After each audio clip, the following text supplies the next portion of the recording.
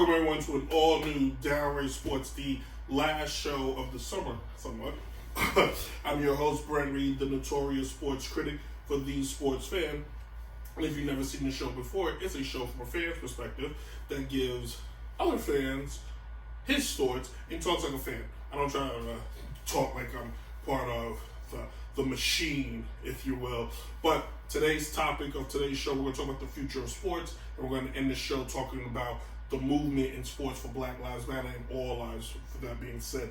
But it is showtime, and let's kick today's show off with the must-know news, starting with the Washington Redskins. They're on the clock.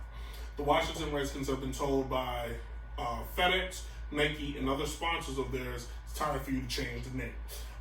The Redskins have had this name for this franchise for more than 50 plus years while playing in Washington. The team, people have drawn attention that this is an offensive name as long as they have that logo on the side of their helmet. So I've seen people, shout out to Big O, even put on their Facebooks that, hey, maybe it's time to change the team name to the Washington Warriors. Sounds cool, sounds tough, and then now it pays respect to a group of people who you've disrespected for so many years. But Dan Snyder in 2013 said he'll never change the name, which I still find funny that people let him do that. Let him put his nose in the air and just say, yeah, I know I'm offending people, but so what? So just think about it like this for people that think there's nothing wrong with the name. What if tomorrow morning the New York Yankees decide to change their name to the New York Niggers? And then, or just, we won't even go that hardcore. Well, what if they decide to change the name to the New York Negroes? Would you be cool with that? And not to mention, the mascot was a picture of Uncle Ben. Yeah, think about that one. Moving on. Marco Maker, brother of Don Maker, NBA player, has decided not to go to UCLA, but to Howard University, a historical black college. It is a continuation of some of the best top 100 players choosing not to go to big schools, but go to historical black colleges. This is a step in the right direction for these schools, because now what it does, it draws attention back to these great universities, great schools, great institutions, and it gives their sports program some stability. Now, a lot of these schools don't have the facilities that the bigger ones do get, but this is how they get that. This is how they get that notoriety. You get a couple top recruits, you start making a little noise, and then people will start paying attention. UCLA, we all know their history. They have the most championships in college sports as far as basketball is concerned. But now going to Howard is going to be different, and hopefully we start seeing this uprise continue. And then finally, 9 NBA players have tested positive for corona just this past week, or COVID-19. So we've seen the spreads and the outbreaks happen down in Florida, Texas, and California, and now across the country due to people's negligence or just lack of not caring. The NBA season is getting ready to start as they get ready to go into what is called the NBA bubble. The question is, how do you keep this bubble clean? Do you just disinfect everybody with bleach every morning as they walk through the door and they just get spritzed with my eyes? We have no idea. The question is, you just have to trust people. I myself have to go to work every morning and clock in at a place and just pray to God nothing happens to me. With this being said, I gave myself a few more minutes to touch on the players that are choosing not to go. I think it's selfish, and I think it's a slap in the face, and it's disrespectful to people who actually have to wake up every morning and still go to work. To all the nurses, to all the doctors, to myself, all the people who do food. So you feel that you're playing a basketball game and doing a couple layups and some jump shots is way more important to stay home than people who actually don't have that choice because they don't have the financial luxury to do so. So to the Kawhis and others out there, rethink about what you're doing. You're not making a statement for Black Lives Matter. You're making a statement because you don't want to go, because you know your team is not relevant.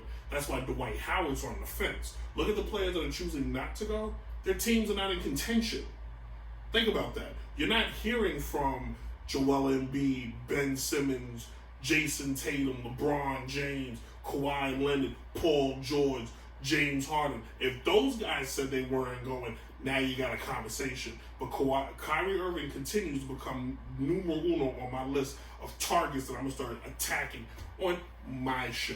Anyway, when we come back, we're going to talk the future of sports and touch on where it could head to the future. Should put more thought into that one. Downright Sports.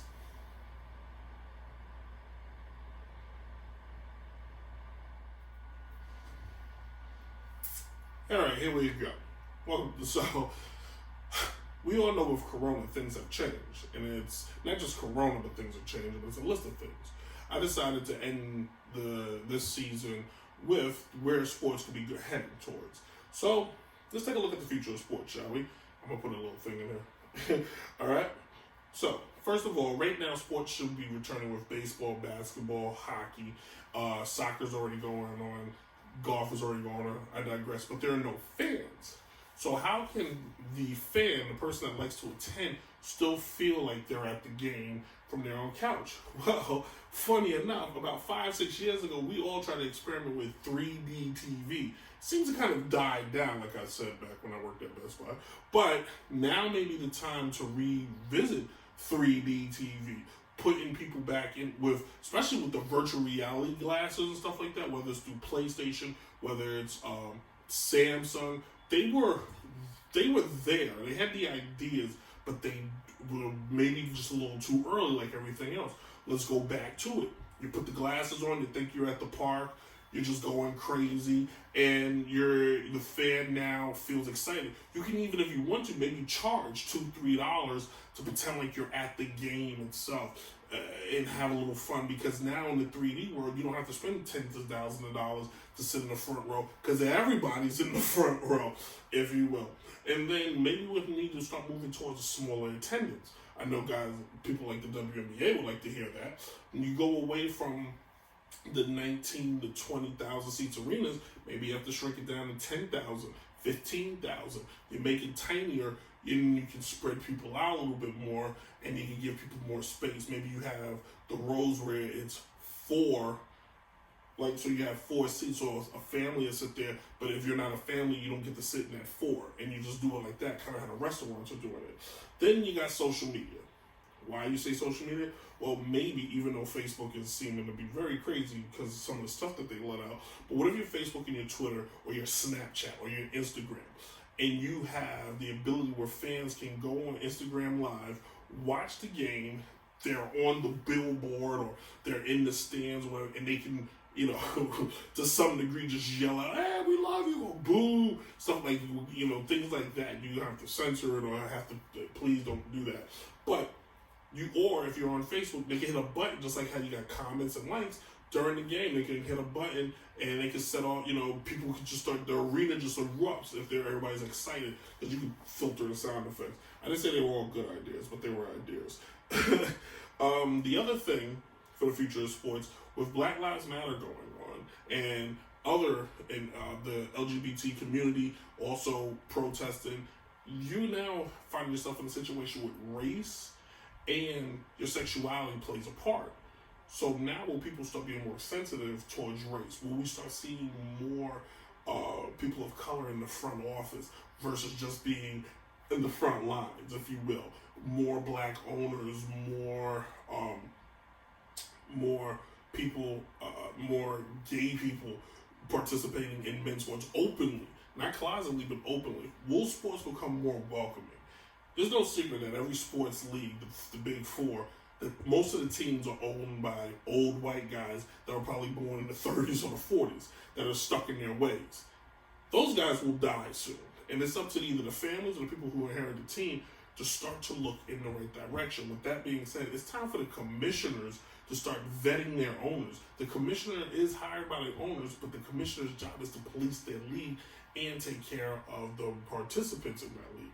So maybe it's time that the commissioners every year sit down with the ownership before you have another Donald Sterling situation, because you're only one tape recording away from saying, "I don't want you hanging out with those people," from that happening. So maybe what I'm suggesting is each commissioner every year has to sit down and goes, "Hey, what's your end game here? Why is in your front office, if you have 11 employees, why are 10 of them white? And why is 9 of them related to you?" So it's, these are conversations that need to be had, because that's the only way change is going to happen. Once these conversations happen, once a change happens, then it will naturally happen. We won't have to keep having these conversations. Oh my God, who would have thought such a great idea, right? Finally, give myself 1 minute, as I like to do. What if, in the future for sports, we start seeing intergender leagues? Think about it. Men and women can play basketball with each other. Men and women can even play baseball. Heck, they can play soccer, tennis, golf. We've seen women participate in golf before, but not at the high level. We've seen them participate in driving before, but not consistently. Maybe it's time now to start inviting and having tryouts. Because I've said this before, you can easily see Maya Moore, Diana Taurasi, and Candace Parker play side by side with LeBrons and James Hardens, the Derrick Roses of the world. I don't know why I went to Derrick Rose, but you can see them easily participate. You can see great softball players transition to MLB. If you play the outfield, if you play first base, if you play, if you're a fielder, the only difference is you have to adapt to the size of the field. But catching is catching, and everybody, if you hit one of those softballs at 80 miles an hour, trust me, a baseball will be a slap, won't do anything. Anyway, we'll come back. We're going to touch on a very sensitive topic. Today's show is really good. What a way to end this season. But when we come back, we're going to talk a little bit more of the Black Lives Matter. But you'd be surprised what direction I'm going to go in. Downright Sports.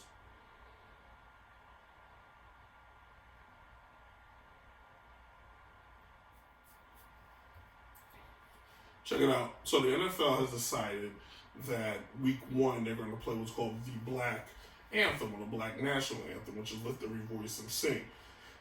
Until then, I had no idea it was a Black National Anthem. I've been black for 34 years. Never happened once. With that being said, this is the NFL's way of giving maybe an olive branch, because ever since George Floyd, he's created his unfortunate death has created the conversation, has created the change that people have been looking for a long time now. But pay attention to the past, people. Pay attention to your past. Is gestures like what the NFL is trying to do in other leagues and other people is not really a change, a movement in the right direction, but crumbs to kind of keep you satisfied. Instead of giving you a steak, maybe they're just giving you a little piece of bacon, even though bacon is really good. But it's nice that the NFL wants to play Lift Every Voice and Sing week 1. But why don't they play it the entire season? Why don't they play it going forward? It's not a requirement that the national anthem is played before every NFL game or every baseball game or every basketball game. In fact, it didn't even start until World War II. And even then, it wasn't consistently done. If you pay attention, it wasn't until 9/11 when everybody decided to become really patriotic again. So what are you paying? So the national anthem, touch on this for a second, is not solely an anthem for the Army, Navy, or Marines. No disrespect, I have family that serve, but it's not an anthem for them. It's an anthem for your nation. So yes, if there's a Black national anthem out there, congrats. But my anthem is the national anthem, because why? I am an American. And that's the whole idea of the Black Lives Matter. It's just to be treated like said American. Not treated like a Black American, not treated like a Spanish American, but treated just like an American general. The same way a white guy can get pulled over, ask for his registration, get his ticket, and go on his way, is the same way I should be able to. Now, with that being said, I have been pulled over multiple times, and I haven't had but one altercation with the police, which is evidence. I'm here to tell it. But if you're going to strike a movement and you're going to look for change, don't look for crumbs. Don't look for handouts. Them giving you the Black National Anthem week 1 is not the change we want. We want to see Colin Kaepernick playing on somebody's team. We want to see more black head coaches on teams. We want to see a black owner in the NFL. We want to see more black officials on the referee squads. More black. That's the change. It doesn't have to be black. They could be Hispanic. They could be Filipino. They could be Chinese. They could be women. It just, change is for all, not just for one. Something I had to kind of learn, to tell you the truth. But to make this happen, people can't accept crumbs. Don't let little gestures think that's what they want to do. During the civil rights movement, everybody got nervous and was afraid. Oh my God, the big black man's taking over. So you start seeing little changes. You start seeing more black people on TV in supportive roles. But yet, we still weren't in movies. We were still dying first in movies. Okay? So people complained about that. So now instead of us dying first in the movie, we just die last in the movie. Oh, okay. Then, well, we still at the time didn't have any black mayors, congressmen, governors. In fact, if you look at the country, there's very little black governors. That's the change, people, you should be fighting for. Don't worry about the NFL playing the national anthem. Hell, don't even worry about sports, period. Worry about real change, political change. That being said, make sure you go vote. Pick a side. I don't care. Just pick a side. Just vote. It's important. It's everybody's right. You should go vote. Whether you're Republican, Democrat, or Independent, go vote. All right? I'm not telling you to vote for it because that's not what this type of show is about. But I will touch on being a black man, and I will touch on what we should be looking for. So if you're looking for real change, the fact that they're playing Lift Every Voice in the first week, all it's going to do is confuse the hell out of our people. And what if, go with me if you will, and I'll wrap the show up here, what if the only reason why they're playing it is because there's not going to be any fans in the stands? Thank you all for watching. It's been fun. This has been a crazy 2020 year. I always end the show this time of year and go chill, but for the first time, this type of show is going to end until probably about January, October, November. But going forward, starting next week, will be all baseball. So we're going to talk baseball until the World Series. So hit them up. Starts next week, and we're just talking baseball. So batter up. Subscribe at the bottom. Hit us up at Twitter. Hit me up at Instagram. And check out the podcast, Downright Sports Radio, which is now everywhere. You can listen to it at Spotify, Google Play, blah, blah, blah, blah, blah, blah, blah, blah, blah, blah, blah, blah. Just check it out, all right? You guys be safe, please. Wear your mouth. It's important. Wash your hands. Respect the other person. Even if you don't think it's real, just respect the other person. Let's just try this word. Respect the other person. How about that? Hugs for everybody. And go vote. Deuces.